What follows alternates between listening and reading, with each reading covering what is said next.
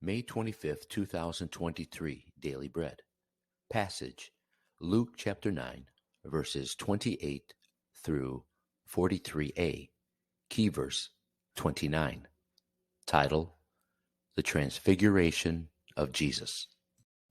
About 8 days after Jesus said this, he took Peter, John, and James with him and went up onto a mountain to pray.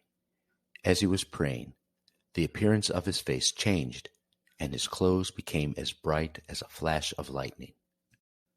2 men, Moses and Elijah, appeared in glorious splendor, talking with Jesus.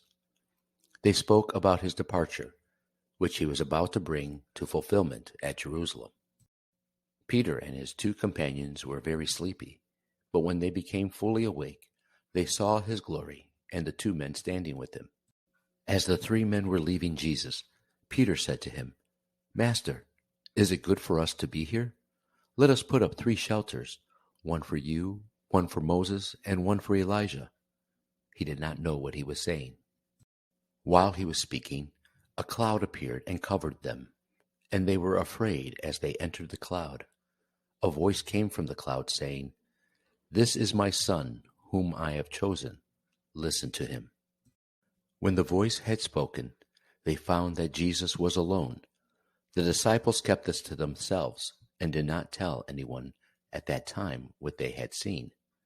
The next day, when they came down from the mountain, a large crowd met him.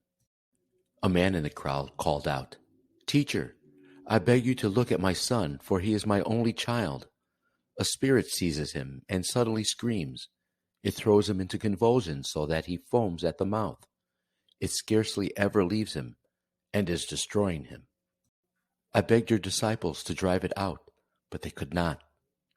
"You unbelieving and perverse generation," Jesus replied, "how long shall I stay with you and put up with you? Bring your son here." Even while the boy was coming, the demon threw him to the ground in a convulsion. But Jesus rebuked the impure spirit, healed the boy, and gave him back to his father. And they were all amazed at the greatness of God. While everyone was marveling at all that Jesus did, he said to his disciples, Daily Bread Message. 8 days after Peter's confession of faith, Jesus went up onto a mountain with his top 3 disciples. As he was praying, he was transfigured. His face shone like the sun, and his clothes became as bright as a flash of lightning.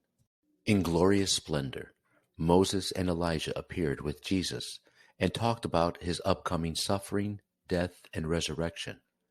Witnessing the transfiguration, Peter wanted the glorious party to go on forever, but God told him to listen to Jesus. Jesus revealed his heavenly glory so that his disciples could understand who Jesus truly was and follow him assuredly. The transfiguration made a lasting impact on Peter, who identified himself as one of the eyewitnesses of his majesty.